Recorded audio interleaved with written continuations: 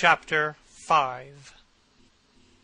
For some reason or other, the house was crowded that night, and the fat Jew manager who met them at the door was beaming from ear to ear with an oily, tremulous smile. He escorted them to their box with a sort of pompous humility, waving his fat, jewelled hands and talking at the top of his voice. Dorian Gray loathed him more than ever. He felt as if he had come to look for Miranda and had been met by Caliban. Lord Henry, upon the other hand, rather liked him. At least he declared he did, and insisted on shaking him by the hand, and assured him that he was proud to meet a man who had discovered a real genius and gone bankrupt over Shakespeare. Hallward amused himself with watching the faces in the pit. The heat was terribly oppressive, and the huge sunlight flamed like a monstrous dahlia with petals of fire. The youths in the gallery had taken off their coats and waistcoats and hung them over the side.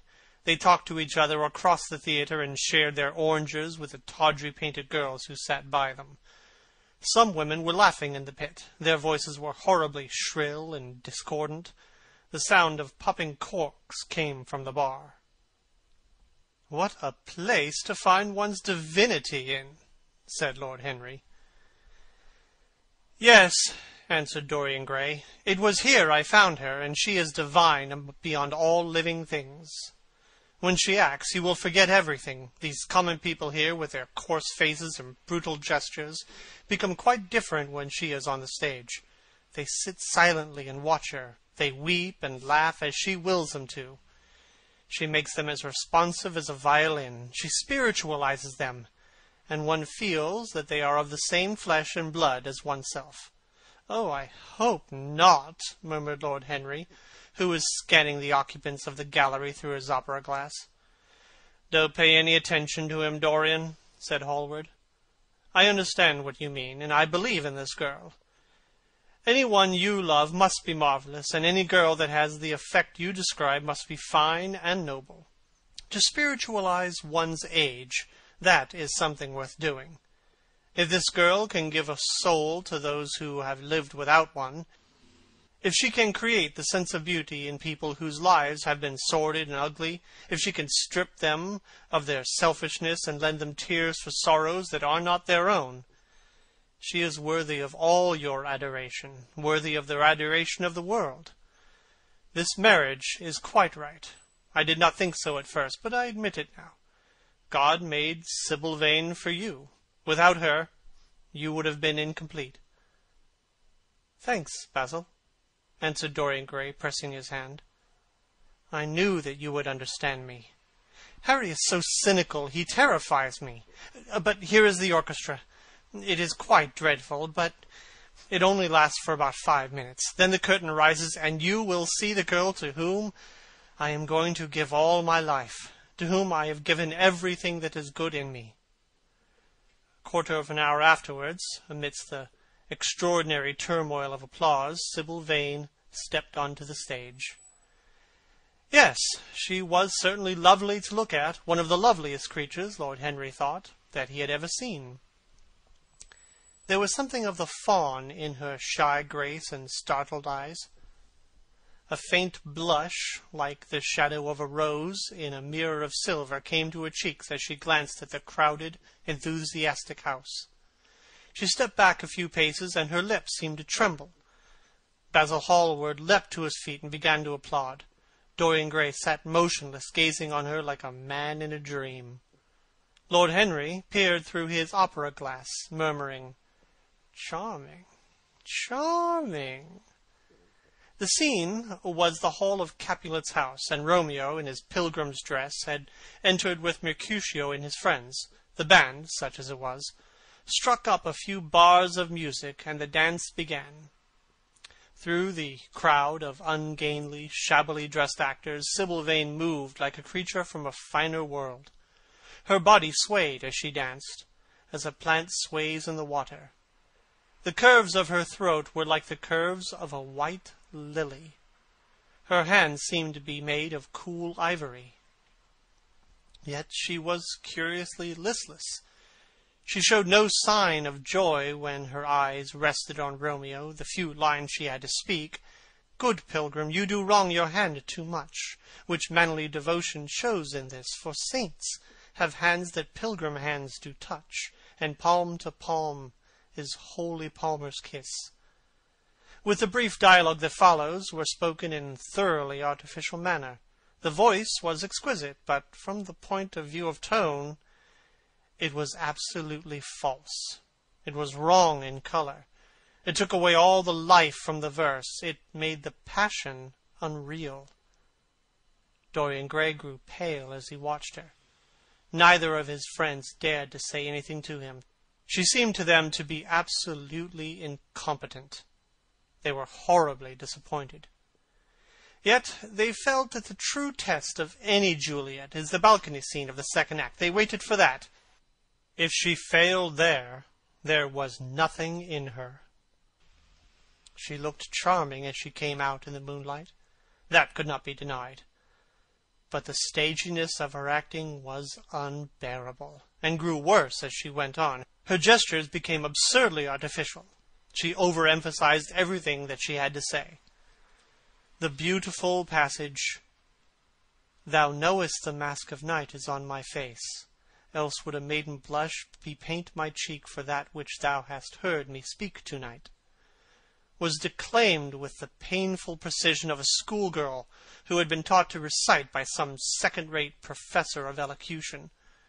When she leaned over the balcony and came to those wonderful lines, "Although I joy in thee, I have no joy of this contract to-night. It is too rash, too unadvised, too sudden, too like the lightning which doth cease to be ere one can say it lightens. Sweet, good night. This bud of love by summer's ripening breath may prove a beauteous flower when next we meet." She spoke the words as if they conveyed no meaning to her. It was not nervousness. Indeed, so far from being nervous, she seemed absolutely self-contained. It was simply bad art. She was a complete failure. Even the common uneducated audience of the pit and gallery lost their interest in the play. They got restless and began to talk loudly and to whistle. The Jew manager, who was standing at the back of the dress circle, stamped and swore with rage. The only person unmoved was the girl herself. When the second act was over, there came a storm of hisses, and Lord Henry got up from his chair and put on his coat. "She's quite beautiful, Dorian," he said, "but she can't act. Let us go." "I am going to see the play through," answered the lad in a hard, bitter voice. "I am awfully sorry that I have made you waste an evening, Harry. I apologize to both of you." "My dear Dorian, I should think Miss Vane was ill," interrupted Hallward. "We will come some other night." "I wish she was ill," he rejoined. "But she seems to me to be simply callous and cold. She has entirely altered. Last night she was a great artist. Tonight she is merely a commonplace, mediocre actress." "Don't talk like that about anyone you love, Dorian. Love is a more wonderful thing than art." "They are both simply forms of imitation," murmured Lord Henry. "But do let us go. Dorian, you must not stay here any longer. It is not good for one's morals to see bad acting. Besides, I don't suppose you will want your wife to act. So what does it matter if she plays Juliet like a wooden doll? She is very lovely, and if she knows as little about life as she does about acting, she will be a delightful experience. There are only two kinds of people who are really fascinating: people who know absolutely everything, and people who know absolutely nothing." "Oh, good heavens, my dear boy, don't look so tragic. The secret of remaining young is never to have an emotion that is unbecoming. Come to the club with Basil and myself. We will smoke cigarettes and drink to the beauty of Sybil Vane. She is beautiful. What more can you want?" "Please go away, Harry," cried the lad. "I really want to be alone." "Basil, you don't mind my asking you to go?" "Can't you see that my heart is breaking?" The hot tears came to his eyes. His lips trembled, and rushing to the back of the box, he leaned up against the wall, hiding his face in his hands. "Let us go, Basil." said Lord Henry, with a strange tenderness in his voice, and the two young men passed out together. A few moments afterwards the footlights flared up, and the curtain rose on the third act. Dorian Gray went back to his seat. He looked pale and proud and indifferent. The play dragged on and seemed interminable. Half the audience went out, tramping in heavy boots and laughing. The whole thing was a fiasco. The last act was played to almost empty benches. As soon as it was over, Dorian Gray rushed behind the scenes into the green room. The girl was standing alone there with a look of triumph on her face. Her eyes were lit with an exquisite fire. There was a radiance about her. Her parted lips were smiling over some secret of their own. When he entered, she looked at him, and an expression of infinite joy came over her. "How badly I acted tonight, Dorian!" she cried. "Horribly," he answered, gazing at her in amazement. "Horribly! It was dreadful. Are you ill? You have no idea what it was. You have no idea what I suffered." The girl smiled. "Dorian," she answered, lingering on his name with a long-drawn music in her voice, as though it were sweeter than honey to the red petals of her lips. "Dorian, you should have understood. But you understand now, don't you?" "Understand what?" he asked, angrily. "Why I was so bad tonight. Why I shall always be bad. Why I shall never act well again." He shrugged his shoulders. "You are ill, I suppose. When you are ill, you shouldn't act. You make yourself ridiculous. My friends were bored. I was bored." She seemed not to listen to him. She was transfigured with joy. An ecstasy of happiness dominated her. "Dorian, Dorian!" she cried. "Before I knew you, acting was the one reality in my life. It was only in the theatre that I lived. I thought that it was all true. I was Rosalind one night and Portia the other. The joy of Beatrice was my joy, and the sorrows of Cordelia were mine also.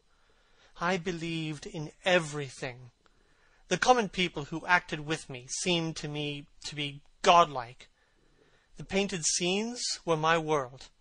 I knew nothing but shadows, and I thought them real. You came, oh, my beautiful love, and you freed my soul from prison. You taught me what reality really is.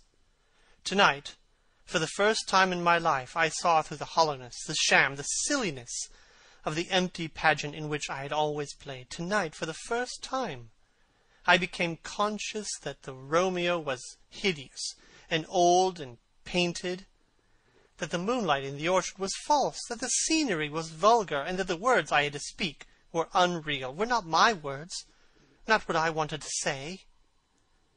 You had brought me something higher, something of which all art is but a reflection. You have made me understand what love really is.